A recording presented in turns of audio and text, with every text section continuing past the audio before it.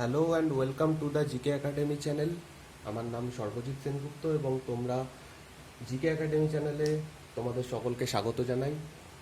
আমরা বটানির ওপরে অলরেডি অনেকগুলো জিনিস ডিসকাস করে এসেছি এবং এর আগে একটা চ্যাপ্টার কমপ্লিট করে এসেছি যে উদ্ভিদ শরীরের বিভিন্ন যে অঙ্গগুলো রয়েছে সেগুলোকে কি কি বলা হয়, সেগুলো কোথায় কোথায় অবস্থান করছে, এই সমস্ত জিনিসগুলো আমরা আগের দিনের ভিডিও অবধি কমপ্লিট করে এসেছি। তো আজকে নতুন একটা চ্যাপ্টার শুরু করব যেখানে আমরা উদ্ভিদের পরিবহন সম্পর্কে দেখব এবং উদ্ভিদের মানে বটানির ব্যাপারটাতে খুব বেশি আর বাকি নেই, বেশ কিছু ভিডিও করতে হবে। সেগুলো করে নিলে আমরা আবার বায়োলজিতে ফিরে যাব, বায়োলজির যে বাকি অংশগুলো রয়েছে সেগুলোকে কমপ্লিট করলে পুরো লাইফ সায়েন্স বা বায়োলজি পুরো চ্যাপ্টার কমপ্লিট হয়ে যাবে আমাদের। তারপরে আমি কোশ্চেন অ্যান্সার পড়াবো, সেটার জন্য আগে পুরো চ্যাপ্টারগুলো কমপ্লিট করতে হবে। তো চলো আজকে আমরা উদ্ভিদের পরিবহন সম্পর্কে দেখে নেবো, কি কি মাধ্যমে পরিবহন হয়, কি কি জিনিস পরিবাহিত হয়, এর মধ্যে কি কি হয়, এই সমস্ত জিনিসগুলো দেখবো। তো তোমরা যারা আগের দিনের ভিডিওগুলো দেখোনি, আগের ভিডিওগুলো দেখতে এই চ্যানেলের প্লেলিস্টে চলে যাও, প্লেলিস্টের লিঙ্ক নিচে ডিসক্রিপশনে দেওয়া রয়েছে। আর যদি তোমরা আমার সঙ্গে কন্ট্যাক্ট করতে চাও তাহলে নিচে যে আইডিগুলো আমি দিচ্ছি সেখানে তোমাদের কোনো কোশ্চেন থাকলে আমাকে পাঠাতে পারো, বা এখানে কমেন্ট করে, ভিডিওর নিচে কমেন্ট করেও আমাকে জানাতে পারো। আমি তোমাদেরকে পরবর্তী ভিডিওতে যদি কোনো ডাউট থাকে তাহলে সেটা বুঝিয়ে দেওয়ার ব্যবস্থা করব। আর যদি ভিডিওগুলো ভালো লাগে অবশ্যই লাইক করো প্লিজ, তোমরা যারা দেখছো একটু লাইক এবং শেয়ার করো, এবং যদি তোমরা নতুন হও তাহলে চ্যানেলটা সাবস্ক্রাইব করে নাও, তাহলে আমি যে ভিডিওগুলো দিচ্ছি সেগুলো নোটিফিকেশান তোমাদের কাছে পৌঁছে যাবে।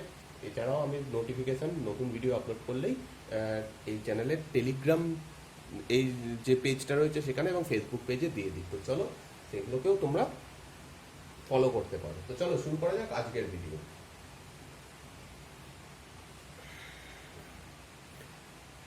নর্মালি উদ্ভিদ মূলের মাধ্যমে মাটি থেকে জল শোষণ করে এবং এই জলটা মূল থেকে গিয়ে উদ্ভিদের যেখানে যেখানে প্রয়োজন, অর্থাৎ পাতা যেখানে খাদ্য তৈরি হয় সেই অবধি পরিবাহিত হয়।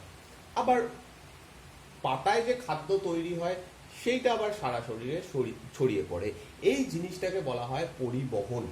তো প্রথমে জল কিভাবে উদ্ভিদের মূল থেকে উপরের দিকে পাতা অবধি পৌঁছয় সেই জিনিসটা একটা ওভারভিউ জেনে নিতে হবে। এর মধ্যে অনেকটা বড় একটা প্রসেস রয়েছে, সেই প্রসেসগুলো আমরা জানবো। প্রথম, মূলের মাধ্যমে উদ্ভিদ জল শোষণ করে, মূলের মাধ্যমে উদ্ভিদ জল শোষণ করে। এবার এই শোষিত জল দুটো পদ্ধতিতে উদ্ভিদের পাতা অবধি গিয়ে পৌঁছয়। এক নম্বর পদ্ধতি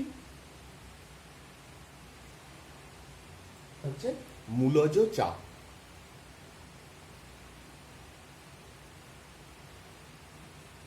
এবং সেকেন্ড পদ্ধতি বাষ্পমোচন। এবং এই বাষ্পমোচনের ফলে একটা টান তৈরি হয়, সেই টানের ফলে জল মাটি থেকে একদম গাছের পাতা অবধি পৌঁছায়। তো এই দুটো ঘটনা ঘটে বলেই সেই জলটা, শোষিত জলটা পাতা অবধি গিয়ে পৌঁছয়। এবং এই দুটো পদ্ধতির মাধ্যমে যে কলা মূল থেকে পাতা অবধি জল পৌঁছে দেয় সেই কলার নাম জাইলেম।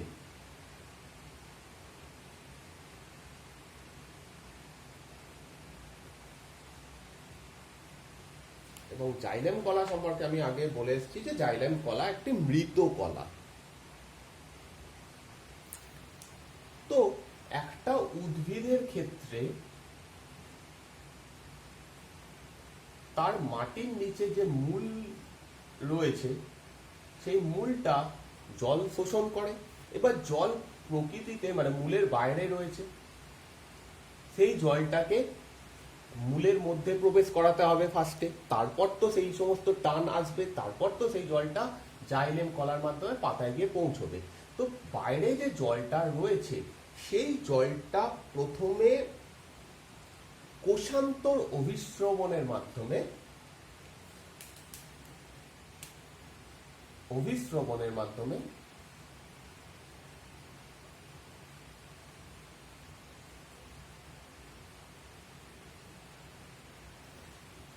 মূলের মধ্যে প্রবেশ করে। তারপরে এই দুটো কাজ হয়, দিয়ে ফাইনালি জাইলেমের মাধ্যমে জলটা পাতা অব্দি গিয়ে পৌঁছয়।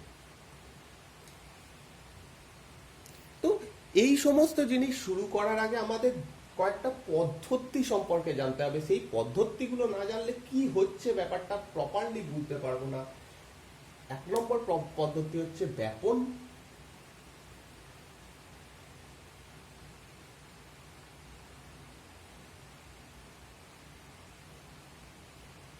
ব্যাপন এবং সেকেন্ড পদ্ধতি হচ্ছে অভিস্রবণ।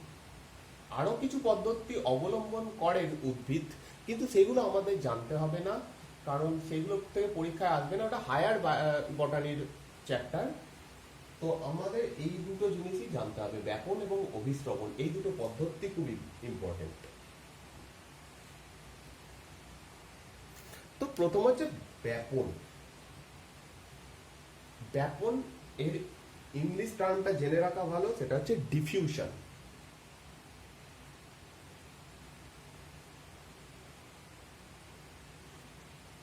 ওকে, প্রথমে হচ্ছে ব্যাপন পদ্ধতি। এর সংজ্ঞা হচ্ছে যে ভৌত পদ্ধতিতে গতি শক্তির প্রভাবে দুটি পৃথক পদার্থের অণু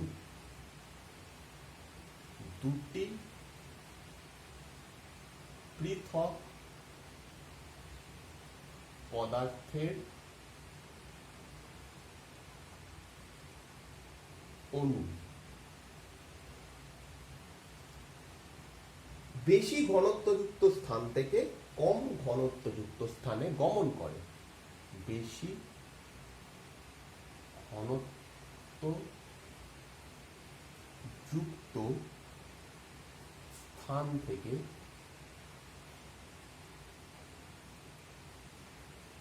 কম ঘনত্বযুক্ত স্থানে গমন করে।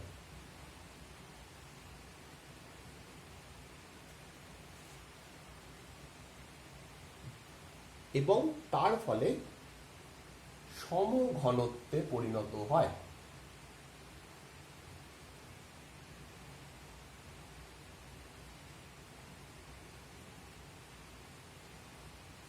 তাকে ব্যাপন বলে। তাহলে এটা একটা ব্যাপন একটা ভৌত প্রক্রিয়া।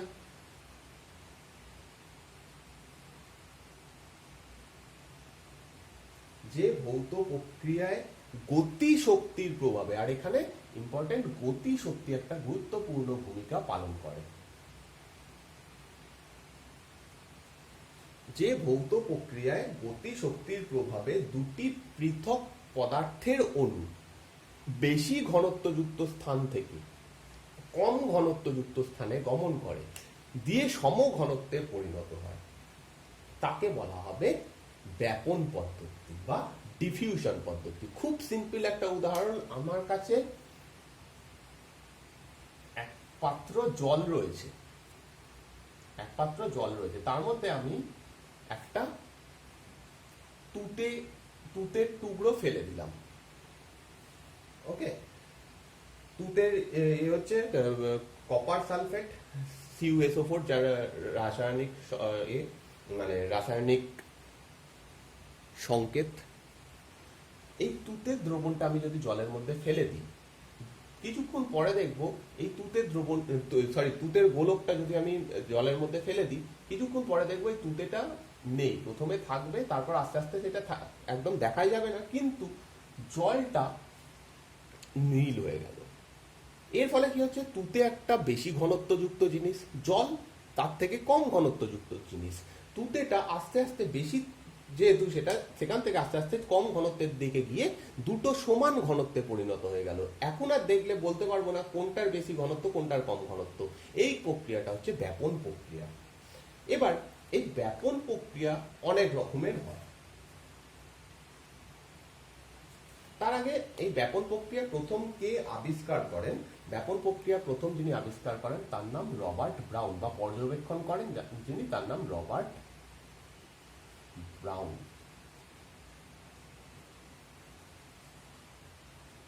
ঠিক আছে, এবার ব্যাপন বিভিন্ন রকমের হয়, যেমন কঠিন থেকে তরলে, কঠিন তরলে ব্যাপন। কিন্তু কোনোদিনই তরল থেকে কঠিনের দিকে ব্যাপন হবে না, কারণ কঠিন সবসময় বেশি ঘনত্বযুক্ত, তরল সবসময় কম ঘনত্বযুক্ত। কঠিনের থেকে তরল কম ঘনত্বযুক্ত, অতএব কঠিন থেকেই তরলের দিকে ব্যাপন হবে। তরল থেকে কঠিনের দিকে যদি বলা হয় যে ব্যাপন হচ্ছে, তাহলে সেটা ভুল কথা, কোনোদিনই হবে না। সেকেন্ড, এবার এই জিনিসটা বোঝার পর মোটামুটি আমরা আন্দাজ করতে পারছি কোথা থেকে কোথায় ব্যাপন হতে পারে। তরলে তরলে ব্যাপন হতে পারে,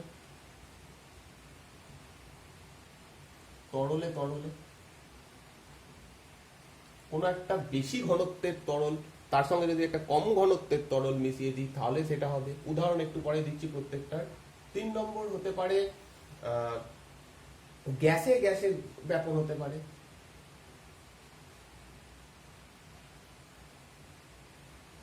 অর্থাৎ একটা বেশি ঘনত্বযুক্ত গ্যাস একটা কম ঘনত্বযুক্ত গ্যাসের সঙ্গে ব্যাপন করে সমঘনত্বে পরিণত হতে পারে। তারপরে ফোর্থ,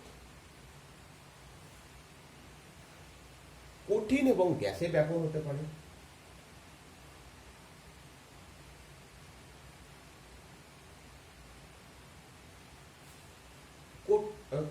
তারপরে যে তরল এবং গ্যাসে হতে পারে।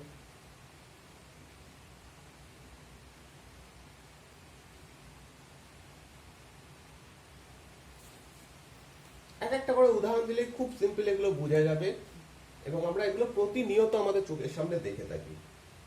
প্রথম হচ্ছে কঠিন তরল, যেটা একটু আগে উদাহরণ দিলাম, যে একটা বিকারে জল নিলাম, তাতে একটা তুতের কেলাস ফেলে দিলাম, বা তুতের একটা টুকরো। তুতে হচ্ছে ক্যালসিয়াম, সরি কপার সালফেট, এবং এর সংকেত হচ্ছে CuSO4। তাহলে জলের মধ্যে আমি যদি CuSO4 ফেলে দিই, সরি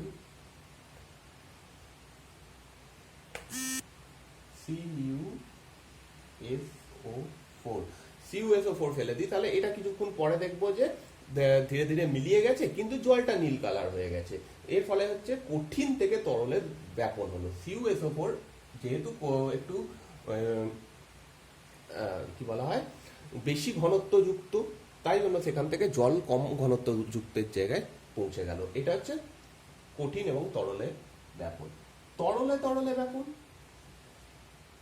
একটা বিকার নাও, বিকারে জল নাও, জলের মধ্যে কিছুটা কালি ফেলে দাও, গুলতে হবে না, জাস্ট কয়েক ফোঁটা কালি ফেলে দিলাম।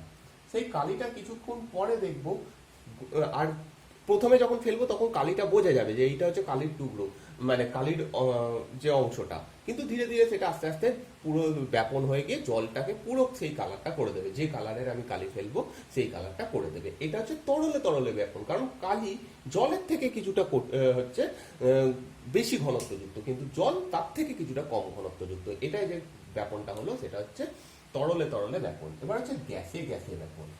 খুব সিম্পল উদাহরণ, যদি আমি একটা ধূপকাঠি জ্বালিয়ে দিই, তাহলে তার থেকে যে ধোঁয়াটা বেরোচ্ছে আমি সেটা চোখে দেখতে পাচ্ছি, এবং ওই ধোঁয়াটা অন্যান্য যে গ্যাসগুলো আমাদের চারপাশে রয়েছে, অক্সিজেন বা কার্বন ডাই অক্সাইড, তার থেকে অনেকটা বেশি বেশি ঘনত্বযুক্ত, কম ঘনত্বযুক্ত। এবার ওই ধোঁয়াটা যেটা, সেটা বেশি ঘনত্বযুক্ত হয়, আস্তে আস্তে দেখবো সেই ধোঁয়াটা মিলিয়ে যাচ্ছে। ফাইনালি আমি দূরে বসে থাকলেও, কোনো একটা ঘরে দূরে বসে থাকলেও আমি ওই ধূপের গন্ধটা পাচ্ছি। এটা হচ্ছে গ্যাসে গ্যাসের ব্যাপন হলো। ওকে, এরপরে কঠিন গ্যাসে যদি ব্যাপন দেখি, এটাও আমরা সহজেই চোখের সামনে দেখতে পাই। কোথাও একটা কর্পূরের টুকরো রেখে দিলাম, কর্পূরের টুকরোটা আস্তে আস্তে উবে যাবে, কারণ কঠিন সবসময় বেশি ঘনত্বযুক্ত গ্যাসের থেকে, কর্পূরটা অনেক বেশি ঘনত্বযুক্ত গ্যাসের থেকে। সেটা আস্তে আস্তে উবে গিয়ে গ্যাসটা, মানে ওই কর্পূরটা পুরো ঘরে যে গ্যাস রয়েছে সেটার মধ্যে মিশে যাচ্ছে, এবং আমি দূরে বসে থাকলে বুঝতে পারবো যে কোথাও একটা কর্পূর রাখা হয়েছে। এইটা হচ্ছে কঠিন এবং গ্যাসের ব্যাপন। এবার তরল এবং গ্যাসেও এরকম ব্যাপন, এটাও আমরা দেখতে পাই। যেমন ধরা যাক পুকুরে, পুকুরে কোন একটা জলজ প্রাণী রয়েছে, একটা মাছ রয়েছে, সে কার্বন ডাই অক্সাইড ত্যাগ করলো। যেহেতু কার্বন ডাই অক্সাইডের ঘনত্ব বাকি যে জলটা রয়েছে তার ঘনত্বের থেকে কম, সেই জন্য ওই কার্বন ডাই অক্সাইড যতটুকুই সেই মাছটা ছাড়ছে সেটা পুরোটা যতক্ষণ জলের পুরো সমঘনত্বে পরিণত না হচ্ছে ততক্ষণ অবধি মিশতে থাকবে। যদিও আমরা সেটা চোখে দেখতে পাই না, কিন্তু সেটা হয়। এটা হচ্ছে তরল এবং গ্যাসে ব্যাপন। তো ব্যাপন পদ্ধতি এইগুলো। এবার ব্যাপন কিছু কিছু জিনিসের ওপরে নির্ভর করে, অর্থাৎ তাপমাত্রা, আয়তন এইগুলো বাড়ালে কমালে ব্যাপনের পরিমাণেও পরিবর্তন ঘটবে। যেমন তাপমাত্রা,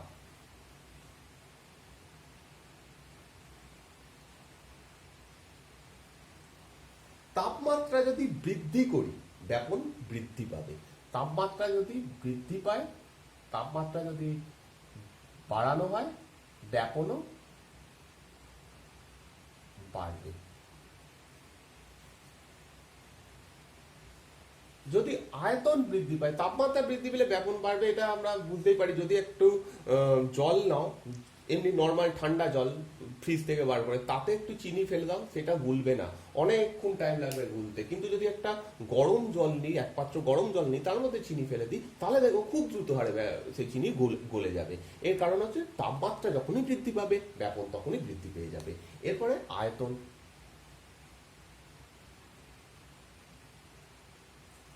আয়তন যদি বেশি বেশি হয়ে যায় তাহলে ব্যাপন কমে যাবে।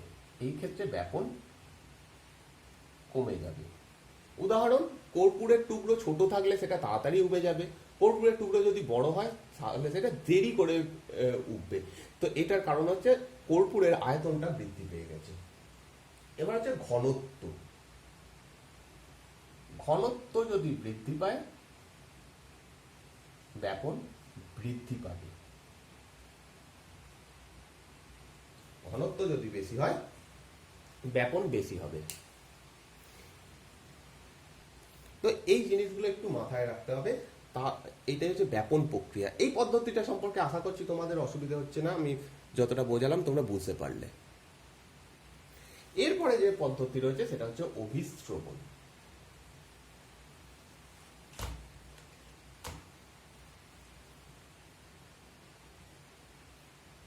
অভিস্রবণ বা ইংরেজিতে যাকে অসমোসিস বলা হয়।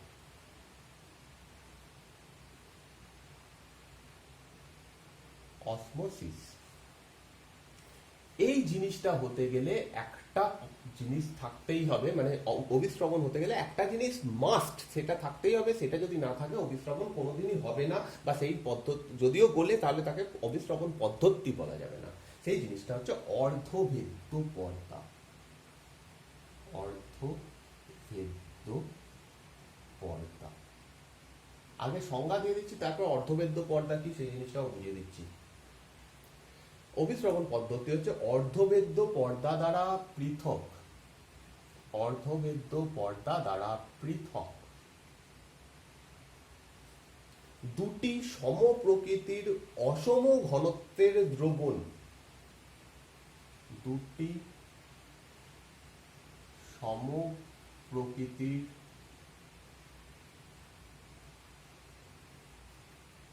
অসম ঘনত্বের দ্রবণে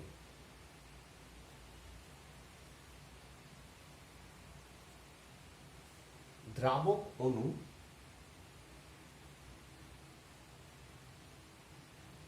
আচ্ছা, এত ভারী ভারী শব্দ ইউজ করে লাভ নেই, একটু পরে ওগুলো বুঝতেই পারবে।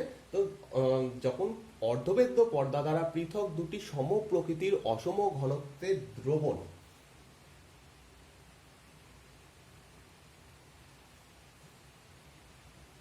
বা দ্রবণে কম ঘনত্বের দ্রবণ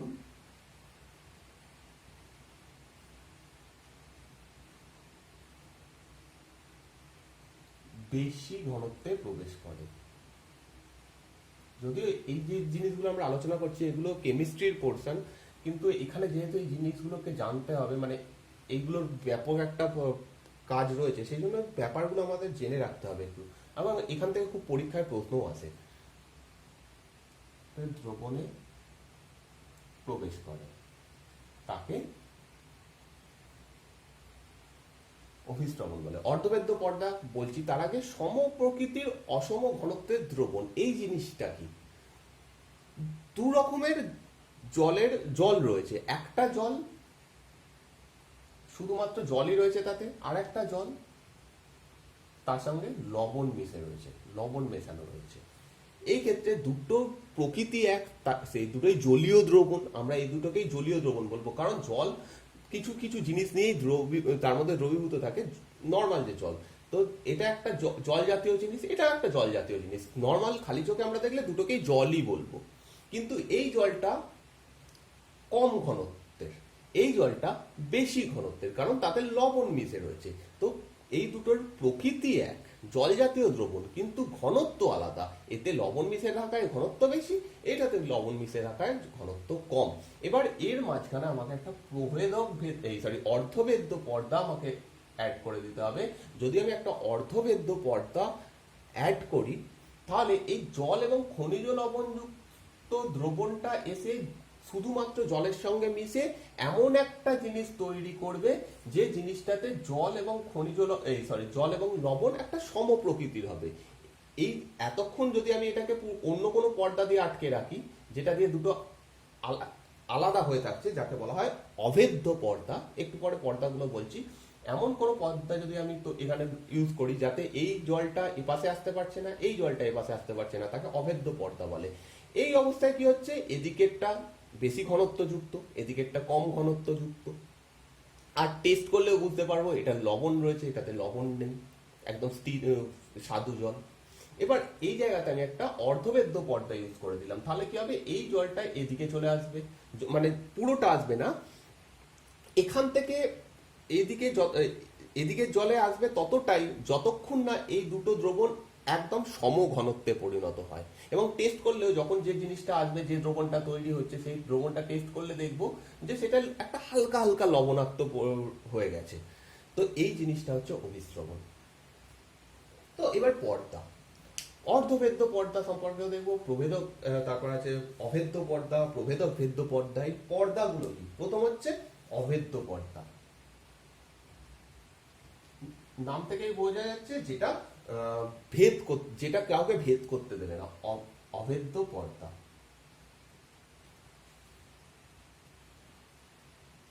আমরা যদি একটা কোনো জিনিসে কোনো একটা তরলে, ধরলাম আমি কঠিন কোনো পদার্থ মেশাচ্ছি, জলের সঙ্গে আমি চিনি মেশাচ্ছি, তাহলে জলকে আমরা কি বলবো? জলকে বলবো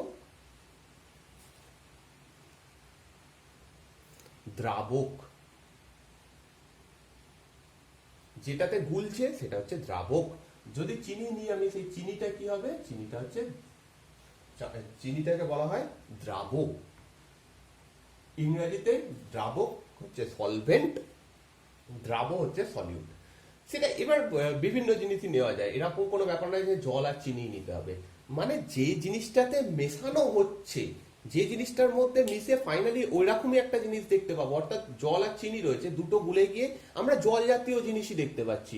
অর্থাৎ জলটা হচ্ছে দ্রাবক, ওর ক্ষমতা বেশি, আর চিনি হচ্ছে দ্রাবক, ওর ক্ষমতা কম, তাই জন্য দ্রাবকের মধ্যে গিয়ে মিশে গেছে।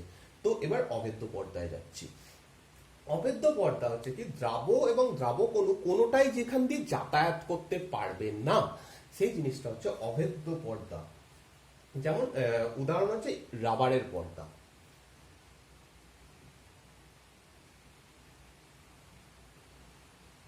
রাবারের পর্দা দিয়ে যদি দুটো আলাদা জলকে সেপারেট করে দিই, একটা পাত্রের মধ্যে একটা রাবারের পর্দা রেখে এদিকে কিছু জল রাখলাম, এদিকে কিছু রাখলাম, এখানে প্লেন জল, এদিকে হচ্ছে চিনি মেশানো জল, দুটো কোনোদিনই একত্রিত হবে না, কারণ মাঝখানে যে পর্দাটা রয়েছে সেটা এদেরকে মিশতে দিচ্ছে না।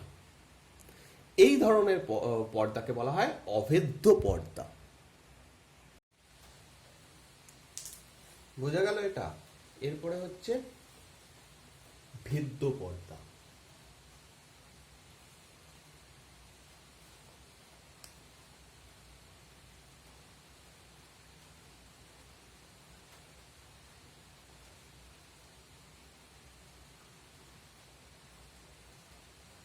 ভেদ্য পর্দা ঠিক এটার উল্টো হচ্ছে ভেদ্য পর্দা, যেখানে দ্রাবক এবং দ্রাবক অণু উভয়ে অনায়াসে যাতায়াত করতে পারে, তাকে বলবো আমরা ভেদ্য পর্দা। উদাহরণ হচ্ছে উদ্ভিদের কোষ প্রাচীর, সেল ওয়াল।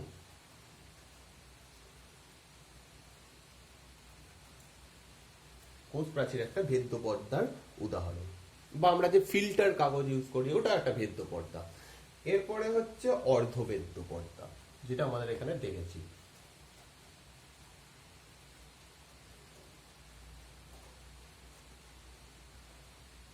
অর্ধভেদ্য অর্থাৎ হাফ হাফ জিনিস যাবে, যে পর্দার মধ্যে দিয়ে কেবলমাত্র দ্রাবক অণু যাতায়াত করতে পারে তাকে অর্ধভেদ্য পর্দা বলবে। দ্রাবক অণু বলতে জলের অণুটা, মানে আমাদের এই উদাহরণ অনুযায়ী জলের অণু যেতে পারবে, কিন্তু এর মধ্যে দিয়ে চিনির অণু যেতে পারবে না, দ্রাবের অণু যেতে পারবে না, দ্রাবকের অণু যেতে পারবে, তাকে বলবো অর্ধভেদ্য পর্দা। যেমন মাছের পটকা, ডিমের খোসার নিচে যে পাতলা অংশটা রয়েছে, তারপরে উদ্ভিদের মূলে যে পর্দাটা থাকে যেখান দিয়ে জলটা যায়, সেগুলো হচ্ছে সবই অর্ধভেদ্য পর্দা। উদাহরণ একটা লেখা যেতে পারে মাছের পটকা।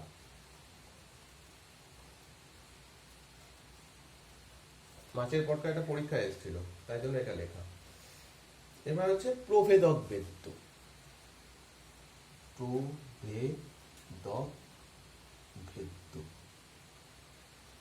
প্রভেদক ভেদ্য পর্দা, যে পর্দার মধ্যে দিয়ে দুটো জিনিসই যেতে পারে কিন্তু নিয়ন্ত্রিতভাবে, দ্রাবক এবং দ্রাবক দুটোই যেতে পারে নিয়ন্ত্রিতভাবে, মানে কোনোটাই বেশি পরিমাণে যাবে না, সেগুলোকে প্রভেদক ভেদ্য পর্দা বলা হয়। উদাহরণ হচ্ছে কোষ পর্দা, খুব ইম্পর্টেন্ট উদাহরণ এগুলো। হ্যাঁ, কোষ পর্দা বা মাছের পর্দা এগুলো পরীক্ষায় এসেছিল। কোষ পর্দা হচ্ছে প্রভেদক ভেদ্য পর্দার উদাহরণ। তো ব্যাপন এবং অভিশ্রবণ, এই দুটো জিনিস আশা করছি তোমাদের কোনো অসুবিধা নেই, বুঝতে পেরে গেছো। এইবার আমরা উদ্ভিদে চলে আসি। প্রসেসগুলো বুঝলাম, এইবার আমরা উদ্ভিদে চলে আসবো। উদ্ভিদ কিভাবে জল শোষণ করে, উদ্ভিদের জল শোষণ। তো একটা উদ্ভিদ রয়েছে,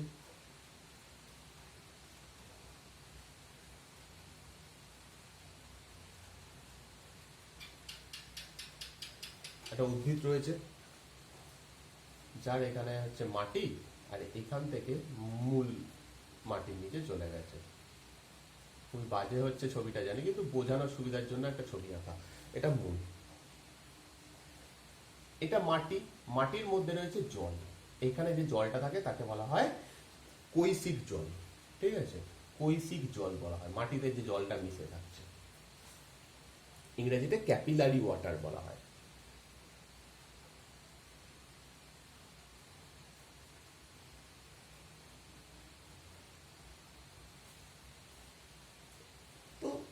মাটির মধ্যে যে কৈশিক জল থাকে বা ক্যাপিলারি ওয়াটার থাকে, এটা মূল লোম দিয়ে প্রথমে অভিস্রবণ প্রক্রিয়ায় শোষিত হয়। ফার্স্ট প্রসেস যেটা উদ্ভিদ করে সেটা হচ্ছে মূল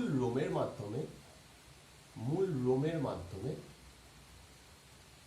অভিস্রবণ পদ্ধতিতে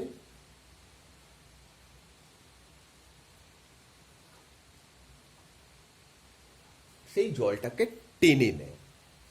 এইগুলো হচ্ছে মূলের উপরে রয়েছে মূল লোম, এরকম ছোট ছোট মূল লোম থাকে। সেই মূল লোমের মাধ্যমে অভিস্রবণ পদ্ধতিতে এই কৈশিক জল উদ্ভিদ টেনে নেয়, শোষণ করে। এবার এই জলটা যেটা উদ্ভিদ টেনে নিল এখান থেকে, এক মিনিট, লাল দিয়ে আমি জলটা দেখাচ্ছি, এইখান থেকে জলটা টানলো, টেনে এই অবধি হয়তো নিয়ে গেছে উদ্ভিদ। কারণ উদ্ভিদের যে মেন নালিকা বান্ডিল, যার নাম জাইলেম, সেটা একটু উপর থেকে শুরু হয় এবং এই জাইলেম বাহিকার মাধ্যমে সেটা পাতায় গিয়ে পৌঁছবে। উদ্ভিদের পাতায় গিয়ে জলটা পৌঁছবে জাইলেম বাহিকার মাধ্যমে। এখানে রয়েছে জাইলেম বাহিকা। তো প্রথমে জলটা, কৈশিক জল যেটা, সেটা অভিস্রবণ পদ্ধতির মাধ্যমে মূল লোমে পৌঁছলো। এবার এই মূল লোম থেকে এই নালিকা বান্ডিল অব্দি যাওয়ার মধ্যবর্তী অংশে একাধিক কোষ থাকে, উদ্ভিদের শরীরে বা যে কোনো জীবদেহের শরীর একাধিক কোষ দিয়ে গঠিত হয়। এখানে একাধিক কোষ রয়েছে, এরকম কয়েকটা কোষ দেখানোর চেষ্টা করছি। একাধিক কোষ রয়েছে। তো মূল রোমের মাধ্যমে শোষিত জল এই কোষগুলো পার করতে করতে ফাইনালি এই অংশে পৌঁছবে, দিয়ে তারপরে সেটা ফার্দার উপরের দিকে যাবে। তো এই অবধি পৌঁছতে গেলে আবার অভিস্রবণ হবে, এই মাঝখানে যে কোষগুলো রয়েছে সেইখানে আবার অভিস্রবণ হয়, যেটাকে বলা হয় কোষান্তর অভিস্রবণ। তাহলে এগুলো কোষ থেকে অপর কোষে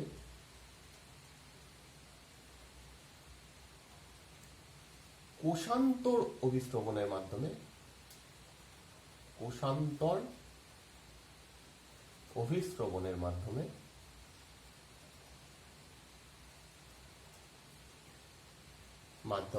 ফাইনালি এই নালিকা বান্ডিলের কাছে গিয়ে পৌঁছয়। কোষান্তর অভিস্রবণ আর কোনো মানে এক্সট্রা কিছু নয়। এতক্ষণ ধরে যে অভিস্রবণ পদ্ধতিটা করলাম, এটা একটা কোষ রয়েছে, এই কোষগুলো যদি আমি বড় বড় করে আঁকি, এখানে একটা কোষ রয়েছে, এরকম ভাবে বিভিন্ন কোষ দিয়ে তৈরি হয়, এখানে একটা কোষ রয়েছে, এরকম কোষ দিয়ে তৈরি হয়। এবার জলটা যখন আসছে এইখান থেকে এসে কোষের শুরু যেখানে হচ্ছে সেটা একটা অর্ধবেদ্য পর্দার কাজ করে দিচ্ছে, সেইখানে গিয়ে প্রবেশ করছে। এপাশে এইটা একটা অর্ধবেদ্য পর্দার কাজ করছে, এখানে গিয়ে জলটা আবার এইখানে যাচ্ছে। এইভাবে এই কোষের থেকে আরেকটা কোষে, আরেকটা কোষ থেকে আরেকটা কোষে, এইভাবে যেতে যেতে ফাইনালি যেখানে নালিকা বান্ডিল শুরু হচ্ছে সেই অবধি গিয়ে জলটা পৌঁছয়। এইবার এই নালিকা বান্ডিলের কাছে পৌঁছানোর পরে নালিকা বান্ডিলের মধ্যে দুটো চাপ কাজ করে। একটা চাপ, থার্ড কাজ হচ্ছে নালিকা বান্ডিলের কাছে এবার জল এসে গেছে, নালিকা বান্ডিল। আর কি নালিকা? এটা জাইলেম, এটাকে বলা হয় জাইলেম। এবার এই জাইলেমের মধ্যে দুটো চাপ কাজ করে। এক নম্বর চাপ হচ্ছে মূলজ চাপ, এই জিনিসগুলো আমরা জানবো, মূলজ চাপ। এবং সেকেন্ড যেটা কাজ করে সেটা হচ্ছে বাষ্পমোচন জনিত টান। একটা হলো চাপ আর একটা হচ্ছে টান, বাষ্পমোচন জনিত টান। এই দুটো যখন পড়বো তখন তো জানবোই। একটা জিনিস বলে রাখছি, এই জলটা নিচে রয়েছে, এটা উপর দিকে উঠছে, তার ফলে মূল একটা চাপ প্রয়োগ করে, তার ফলে জলটা একটু উপরের দিকে ওঠে, এটাকে বলা হয় মূলজ চাপ। আর পাতার মাধ্যমে যে বাষ্পমোচন হয়, সেই বাষ্পমোচনের ফলে একটা টান তৈরি হয়, সেই টানটাকে বলা হয় বাষ্পমোচন জনিত টান। এই দুটোর মাধ্যমে এই জলটা জাইলেম বাহিকার মাধ্যমে গিয়ে ফাইনালি পাতায় পৌঁছে যায় বা ঊর্ধ্বমুখে চালিত হয়, যেখানে যেখানে জল প্রয়োজন সেখানে সেখানে চলে যায়। এই পুরো প্রসেসের মাধ্যমে মাটি থেকে জল পাতা অবধি গিয়ে পৌঁছে যায়।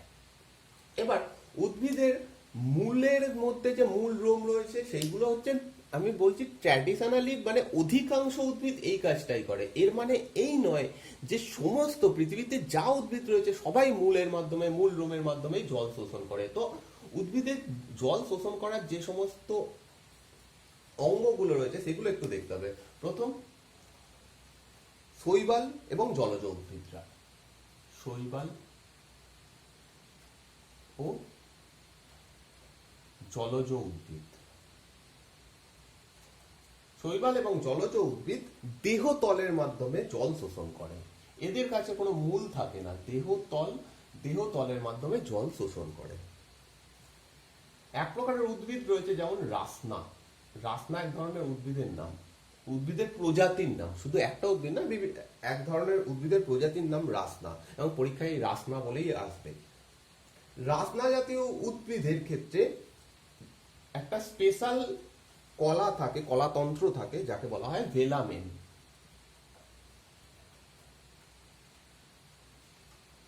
এই ভেলামেনের সাহায্যে বাতাসে যে জলীয় বাষ্প রয়েছে সেটাকেই উদ্ভিদ টেনে নেয়। রাসনা জাতীয় উদ্ভিদ বাতাসে যে জলীয় বাষ্প রয়েছে সেটাকেই তারা, সেখান থেকেই তাদের প্রয়োজনীয় জল টেনে নেয়, এবং যে বিশেষ কলা সমূহ এই কাজটা করে তাকে বলা হয় ভেলামেন কলা। এরপর হচ্ছে বাকি সমস্ত স্থলজ উদ্ভিদ যেগুলো রয়েছে, যাদের মূল দেখতে পাই, তারা প্রত্যেকে মূল তন্ত্রের মাধ্যমে জল শোষণ করে, সেটা আর আলাদা করে লিখছি না। অধিকাংশ উদ্ভিদই ওইভাবেই করে। আর 3 নম্বর, ছত্রাক, মশ প্রভৃতি নিম্ন শ্রেণীর যে সমস্ত উদ্ভিদ রয়েছে, তারা রাইজয়েড নামক একটা নালিকা বান্ডিলের সাহায্যে জল শোষণ করে। রাইজয়েড, এই 3টে জিনিস মনে রাখতে হবে, রাইজয়েড। আর বাকি এই সমস্ত বাদ দিয়ে যা উদ্ভিদ রয়েছে তারা সবাই মূলের মাধ্যমে করে, সেটা আর আলাদা করে মনে রাখার কিছু নেই। ওকে, আমরা ছোটবেলাতে একটা জীবন বিজ্ঞানে একটা পরীক্ষা করেছিলাম, যার মাধ্যমে দেখেছিলাম যে উদ্ভিদ কিভাবে জল শোষণ করে, মানে উদ্ভিদ মূলের সাহায্যে যে জল শোষণ করে এবং তারপরে পাতার মাধ্যমে বাষ্পমোচন করে। পরীক্ষার মাধ্যমে দেখেছিলাম যে একটা বোতল নাও, বোতলের মধ্যে একটা উদ্ভিদ দিয়ে দাও, একটা কোনো গাছ এর মধ্যে রেখে দাও মূল শুদ্ধ, আর একটা পাত্র নাও, তাতে শুধু জল রেখে দাও, এর মধ্যে জল পূর্ণ করে দাও, এখানেও জল পূর্ণ করে দাও। এবার উপরে কয়েক ফোঁটা তেল দিয়ে দাও। তেল দিলে কি হবে, এর উপরে তেলটা ভাসবে, অতএব জলটা বাষ্পীভূত হয়ে যাবে না, নর্মালি বাষ্পীভূত হবে না। এখানেও তেল দিয়ে দাও উপরে, যাতে নর্মালি বাষ্পীভূত হবে না। এবার এই উদ্ভিদটাকে রেখে দাও কয়েকদিন, তাহলে দেখবে কিছুদিন পরে এখানে যে জলটা রয়েছে সেটা অনেকটা নিচের লেয়ারে নেমে গেছে, অনেকটা নিচের লেয়ারে নেমে গেছে, কিন্তু এখানে কিছু হয়নি, সেম রয়েছে। এর থেকে আমরা প্রমাণ করতে পারি যে উদ্ভিদ মূলের সাহায্যে জল শোষণ করে। এবার অধিকাংশ উদ্ভিদ এরকম করে, বাকি এখানে এক্সেপশন রয়েছে। তবে যে বাকি দুটো জিনিস দেখেছিলাম, মূলজ চাপ, সেই জিনিসগুলো একটু দেখে নেবো। মূলজ চাপ কি জিনিস?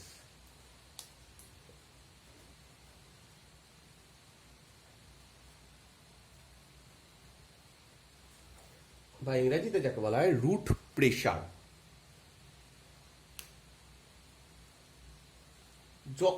একটু আগে উদ্ভিদের একটা জিনিস বললাম যে একটা নির্দিষ্ট জায়গায় গিয়ে এই জাইলেম কলাটা শুরু হচ্ছে, সেই অবধি জলটা গিয়ে পৌঁছচ্ছে কোষান্তর ব্যাপনের মাধ্যমে, এই জায়গায় এসে জল পৌঁছচ্ছে। এবার যখনই জাইলেম কলার কাছে গিয়ে জলটা পৌঁছচ্ছে, নিচ থেকে একটা চাপ তৈরি হয়, যার ফলে জল কিছুটা উপরের দিকে উঠে যায়। এটা একটা সহজ পরীক্ষার মাধ্যমে আমরা দেখতে পারি। একটা পাত্র নাও, পাত্রে জল পূর্ণ করো, জল পূর্ণ করো। এবার একটা কাঁচের নল নিয়ে এর মধ্যে ডুবিয়ে দাও, চেপে ডুবিয়ে দাও। তাহলে দেখা যাবে যে জলের পাত্রে জলের যা লেয়ার, যেখানে লেয়ার রয়েছে, তার থেকে এই নলটাতে আর একটু উপরের দিকে লেয়ার রয়েছে, এখানে জল হয়তো একটু উপরে রয়েছে। এটা কেন হচ্ছে? এটা নিচ থেকে পাত্রটা চাপ দিচ্ছে, তার ফলে জলটাই পাইপের মধ্যে দিয়ে গিয়ে কিছুটা ওপর অব্দি রয়েছে। সেম কাজ উদ্ভিদের ক্ষেত্রে হয়। তো এই যে চাপটা তৈরি হয় সেটাকে মূলজ চাপ বলা হয়। কিন্তু মেনলি যে কারণে উদ্ভিদের এই মূল থেকে জল পাতা অব্দি পৌঁছয়, সেটা হচ্ছে বাষ্পমোচন টান। সেকেন্ড,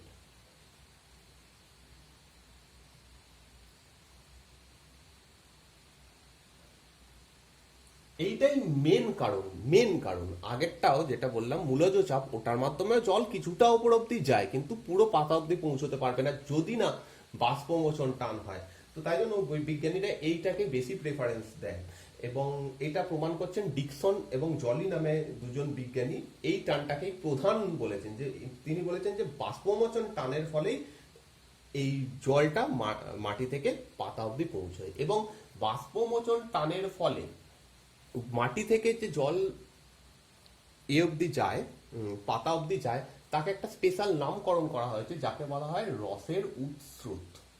রসের উৎস্রোত, বা ইংরেজিতে বলা হয় অ্যাসেন্ট অফ স্যাপ। রস বলা হচ্ছে কারণ জল শুধু থাকে না, জলের সঙ্গে খনিজ লবণ মিশে থাকে। তো সেই জলটা যেহেতু মেনলি বাষ্পমোচন টানের সাহায্যে ওপরের দিকে পাতা অব্দি পৌঁছয়, তাই জন্য বলা হয়, ডিকসন এবং জলি নামে দুজন বিজ্ঞানী বলছেন যে রসের উৎস্রোত যে ঘটনাটা ঘটে, সেটা মেনলি বাষ্পমোচন টানের কারণেই হয়। এবার বাষ্পমোচন টান জিনিসটা কি? আমরা জানি যে পাতার মধ্যে রয়েছে পত্ররন্ধ্র। এই পত্ররন্ধ্র পাতার পুরো পাতার মধ্যেই থাকে, কিছু ছোট ছোট ছিদ্র ছিদ্র অংশ, যেটা আমরা চোখে দেখতে পাই না। ঠিক আছে, এইটার মাধ্যমে উদ্ভিদ প্রতিনিয়ত বাষ্প মোচন করছে, বাষ্প ছেড়ে দিচ্ছে। কেন করছে? একটা উদ্ভিদের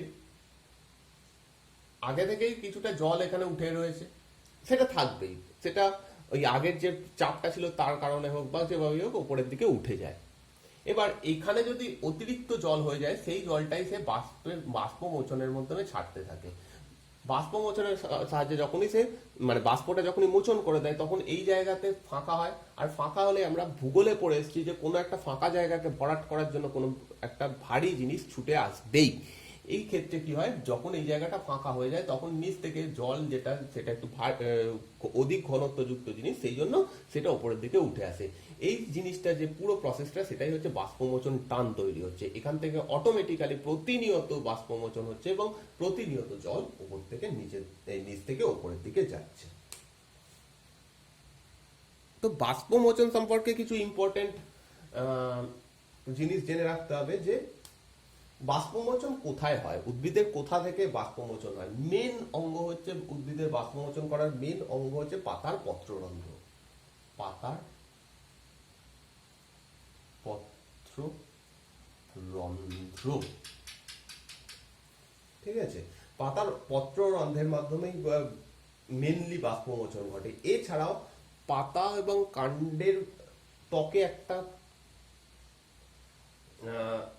একটা জিনিস থাকে, একটা অঙ্গ থাকে যাকে বলা হয় কিউটিকল।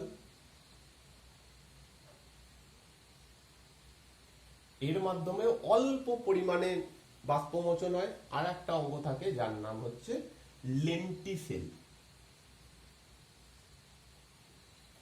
এই দুটোর মাধ্যমে অল্প পরিমাণে বাষ্পমোচন হয়, কিন্তু মেনলি যেটা হয়, অধিকাংশটাই হয় পাতার পত্র রন্ধ্রের মাধ্যমে। আর বাষ্পমোচন প্রধানত দিনের বেলায় ঘটে।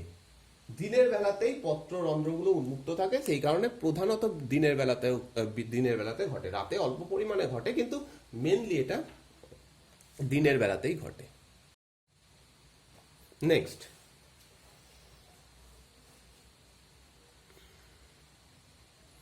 অনেকক্ষণ ধরে আমরা জলকে পাতা অব্দি নিয়ে গেলাম। এবার পাতায় যে খাদ্য তৈরি হবে সেটাকে উদ্ভিদের সারা শরীরে পৌঁছতে হবে। তো এরপরের যে টপিকটা রয়েছে সেটা হচ্ছে খাদ্যের পরিবহন।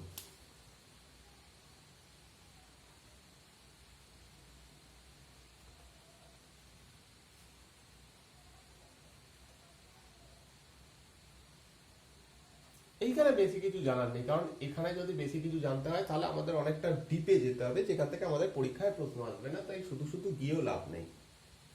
সালোক সংশ্লেষের মাধ্যমে পাতা এবং যেখানে যেখানে উদ্ভিদের ক্লোরোফিল রয়েছে সেই সমস্ত অংশগুলো, সেই সমস্ত অঙ্গগুলো খাবার তৈরি করে। এবং এই খাবার জিনিসটা যেটা তৈরি করে সেটা শর্করা জাতীয় হয়, শর্করা বা কার্বোহাইড্রেট জাতীয় খাবার তৈরি করে। এবং এই খাবারটা কোথায় কোথায় তৈরি হবে, যেখানে যেখানে উদ্ভিদের রয়েছে যেখানে যেখানে সালোক সংশ্লেষ হবে। মেনলি পাতাতেই সালোক সংশ্লেষ হয়, আর যেখানে যেখানে ক্লোরোফিল থাকবে, সবুজ অঙ্গ, সেই জায়গাতেও কিছুটা পরিমাণ খাবার তৈরি হয়। তো যাই হোক, এই শর্করা জাতীয় খাদ্য উৎপন্ন হয়। এবার খাদ্য উৎপাদন করে সেটাকে আমার উদ্ভিদকে সারা শরীরে ছড়িয়ে দিতে হবে, কারণ উদ্ভিদের বাকি যে সমস্ত অঙ্গ বা যে সমস্ত কলা যেখানে ক্লোরোফিল নেই, যেখানে সালোক সংশ্লেষ হয় না, সেই জায়গাতে খাদ্য পৌঁছানোর প্রয়োজন রয়েছে। তো এই খাদ্যটাকে পরবর্তী পর্যায়ে মানে এই তৈরি করার পরবর্তী পর্যায়ে সেটা সারা শরীরে ছড়িয়ে দেওয়া হয়। এটাকে খাদ্যের পরিবহন বলা হয়। তো যেখানে খাদ্য তৈরি হয় বা যে খাদ্যটা তৈরি হলো, যে অঙ্গগুলো খাদ্য তৈরি করছে, তাকে বলা হচ্ছে উৎস। উৎস থেকে যেখানে খাদ্য পৌঁছবে, বাকি যে সমস্ত জায়গায় খাদ্য পৌঁছয়, ক্লোরোফিল বিহীন যে সমস্ত অঙ্গ, সেইগুলোকে বলা হয় গ্রহণ প্রান্ত।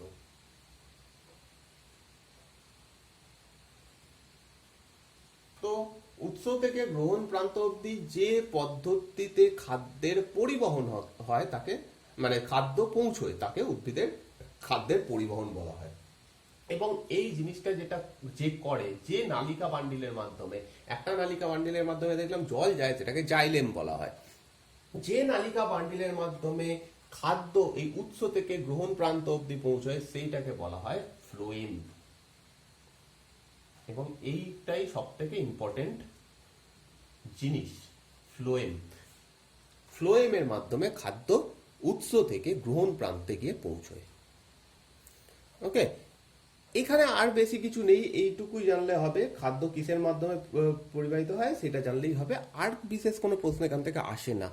তো এই পুরো চ্যাপ্টার আজকে কমপ্লিট হলো। এরপরে আবার নতুন একটা চ্যাপ্টার শুরু করব। যদি এই ভিডিওটা ভালো লাগে অবশ্যই লাইক, কমেন্ট এবং শেয়ার করো, এবং যদি তোমাদের কোনো অসুবিধা হয় তাহলে কমেন্ট করে জানাতে পারো। So thank you for watching this video.